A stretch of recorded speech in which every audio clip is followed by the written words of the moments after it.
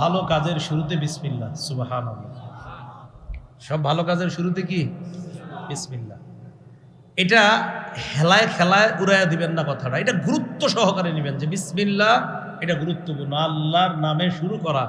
দোকানের শাটার খুলবেন, বিসমিল্লাহ। শাটার বন্ধ করবেন, বিসমিল্লাহ। চা কাউর হাতে দিবেন, বিসমিল্লাহ। কারো হাত থেকে চায়ের কাপটা নিবেন, বিসমিল্লাহ। সমস্ত ভালো কাজে বিসমিল্লাহ। পান খাইতেছেন হঠাৎ কোথাও গিয়ে, বাস বিসমিল্লাহ। এক কাপ চা পান করবেন, বিসমিল্লাহ। আল্লাহ শিখাইয়া দিচ্ছে যে কোরআনের শুরুতেও বিসমিল্লাহির রহমানির রহিম, এর মাধ্যমে আমরা শুরু করলাম। এর মানে সমস্ত ভালো কাজে বিসমিল্লাহির রহমানির রহিম দিয়ে আমাদের কাজগুলো আমরা শুরু করব ইনশাআল্লাহ। ইবনে মাজাহ হাদিসের কিতাব 3869 নম্বর হাদিস।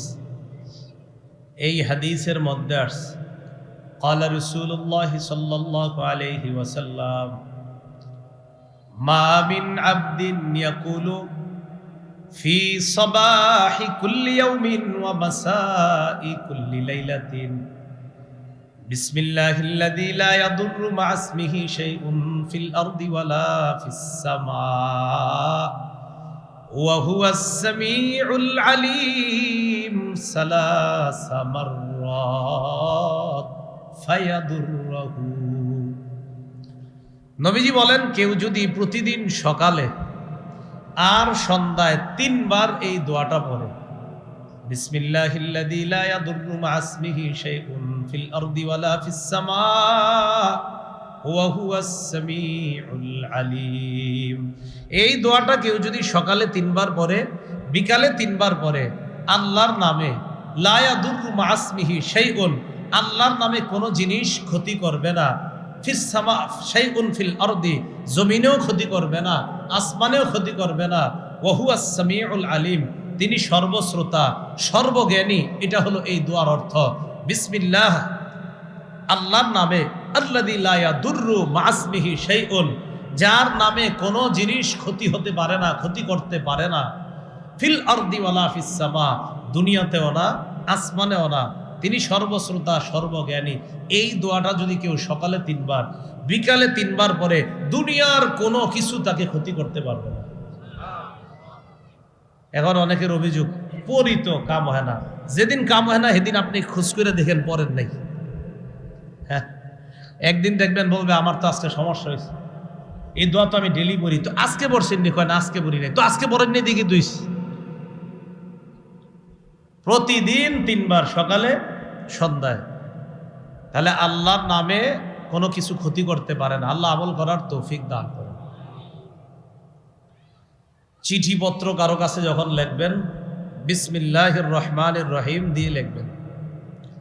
সহিহ বুখারীর 7 নম্বর হাদিস, রাসূলুল্লাহ সাল্লাল্লাহু আলাইহি সাল্লাম একটা চিঠি লিখছে রোমের বাদশাহ হিরাক্লিয়াসের কাছে। সেই চিঠির মধ্যে আছে বিসমিল্লাহ মিন মুহাম্মাদিন আবদিল্লাহি ওয়া রাসূলিহি ইলা হিরাক আজিমির রুম। রোমের বাদশাহ হিরাক্লিয়াসের কাছে আল্লাহর বান্দা এবং আল্লাহ রসুল মুহাম্মদ সাল্লাল্লাহু আলাইহি সাল্লামের পক্ষ থেকে চিঠি, আল্লাহর নামে আমি মুহাম্মদ সাল্লাল্লাহু আলাইহি সাল্লাম তোমার কাছে দাওয়াত নামাজে আমি লিখলাম, বিসমিল্লাহ দিয়ে আমার চিঠিটা আমি শুরু করলাম। তাহলে চিঠিপত্র লিখলেন, শুরু করবেন কি দিয়ে? তো এই যুগে তো আর চিঠি নাই, এখন পাঠান আপনারা মেসেজ, নাকি? তো মেসেজও লেখেন আসসালামু আলাইকুম বিসমিল্লাহির রহমানির রহিম, এই তো হয়ে গেল না? প্রথমে লিখবেন বিসমিল্লাহির রহমানির রহিম, এরপরে আসসালাম। সহিহ বুখারীর বর্ণনা আসছে রসুল প্রথমে বিসমিল্লাহ লেখছে, পরে বলছে আসসালামু আলা মানিত্তাবাল হুদা। তো সেই হিসাবে প্রথমে বিসমিল্লাহ লিখবেন, এরপরে লিখবেন আসসালামু আলাইকুম ওয়া রাহমাতুল্লাহ। তো বাস, এখন তো আর আপনারা চিঠি লেখেন না, তো মেসেজ লেখেন যার কারো প্রয়োজনীয়, আবার উল্লা পাল্লা মেসেজ না। আপনারা তো মেসেজ মানে উল্লা পাল্লা আছে, এরকম না। এই হলো সমস্ত পত্র বা কারো কাছে কিছু লেখার আদান প্রদান করার শুরুতে কি বলেন তো? বিসমিল্লাহ। খাবারের শুরুতে বিসমিল্লাহ, ওইটা আগেও বলছি, সহিহ বুখারীর বর্ণনা 5376 নম্বর হাদিস। রাসূলুল্লাহ সাল্লাল্লাহু আলাইহি সাল্লামের একজন সাহাবী ওমর ইবনে আবি সুলাইমান বা ওমর ইবনে আবি সালমান, তার থেকে বর্ণনা, কেউ কেউ তার নাম লেখছে ওমর ইবনে আবি সালামা। তিনি বলেন, কুনতু গুলামান ফি হাজরি রাসূলিল্লাহ সাল্লাল্লাহু আলাইহি সাল্লাম, আমি রাসূল সাল্লাল্লাহু আলাইহি সাল্লামের গোলাম ছিলাম। ওয়া কানাত তাতিশু ফি ইয়াদিস সাহফা, একসাথে খাইতে বসলে, দাওয়াত ও তাবলীগের সাথীরা যখন খাইতে বসি বা আমাদের এই বিভিন্ন মজলিসে সুন্নাহ পদ্ধতিতে যখন আমরা খাই, 4 জন 5 জন এক প্লেটে যখন বসি আমরা, এরকম হয় না অনেক সময়? তো গোলাম বলেন, কানাত তাতিশু ফি সাহফা, আমার হাত পুরা প্লেটের চারদিকে ঘুরতো, মানে ওখান থেকে লইতাম, এখান থেকে নিতাম, এমনি খাইতাম। হাদিসের প্রথম শিক্ষা, নবীর গোলামকেও নবী তার প্লেটে অংশগ্রহণ করাইতেন। এটা প্রথম কথা। নবীর গোলাম তো কি হয়েছে, গোলাম নবী যেই প্লেটে খাইতেন সেখানেও তারে বসায় খাওয়াইতেন। এটা আমাদের বাড়িওয়ালাদের জন্য শিক্ষা, চাকর বাকরের পাশে দাঁড় না করায়া তাদের সাথে অন্তত নিজ প্লেটে না হইলেও পাশের প্লেটে খাইতে দেওয়া। তো ওমর তিনি বলেন, আমার হাতটা খালি প্লেটের চারদিকে ঘুরে। ফাকাল লি রাসূলুল্লাহ সাল্লাল্লাহু আলাইহি ওয়াসাল্লাম, আল্লাহর নবী আমাকে বললেন, ইয়া গোলাম সাম্মিল্লাহ, হে ছেলে তুমি আল্লাহর নাম নাও, বিসমিল্লাহ পড়বা। ওয়াকুল বিয়ামিনিকা, ডান হাতে খাইবা। ওয়াকুল মিম্মা ইয়ালিকা, সামনে থেকে খাইবা। 3টা সুন্নত শিখলাম। 1 নাম্বার বিসমিল্লাহ বলে খাইবা। 2 নাম্বার ওয়াকুল বিয়ামিনিকা, ডান হাতে খাইবা, ওই যে একটু আগে ডানের হাদিস গেছে। 3 নাম্বার ওয়াকুল মিম্মা ইয়ালিকা, তোমার সামনে থেকে তুমি খাইবা, আরেকজনের গোশত ওইটা না খাওয়া দরকার নাই। প্লেটে বসলে বিরিয়ানি দিলে তো হইছেই কাম নাকি? সবাই খালি বিরিয়ানি থাইকা যায়, কিন্তু আরেকটা জিনিস বিরিয়ানিটা থাইকা যায়, ওইটা থাকে না। হ্যাঁ, ঘটনা কি? একসাথে খায়, বিরিয়ানি আপনার বাড়ে, ওইটা বাড়ে না, এটা শেষ হয়ে যায়। আরেকজনেরটা না নেওয়া। রাসূল সাল্লাল্লাহু আলাইহি সাল্লাম বললেন, বিসমিল্লাহ বলে খাও, ডান হাতে খাও, তোমার সামনে থেকে তুমি খাও। নবীজির গোলাম বলেন, এরপর থেকে জিন্দিগি তো এই সুন্নাহ পালনে আমার ভুল হয় না, আমি সারা জীবন নবীর এই কথার উপর আমল করছি।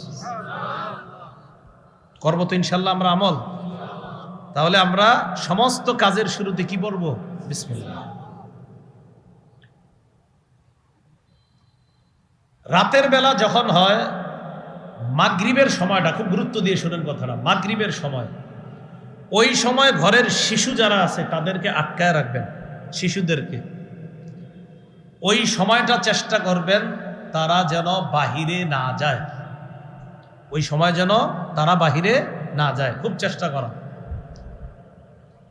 বুখারীর বর্ণনা 3280 নম্বর হাদিস, জাবের রাদিয়াল্লাহু তাআলা আনহু থেকে বর্ণনা, তিনি বলেন, ক্বালা রাসূলুল্লাহ সাল্লাল্লাহু আলাইহি ওয়াসাল্লাম,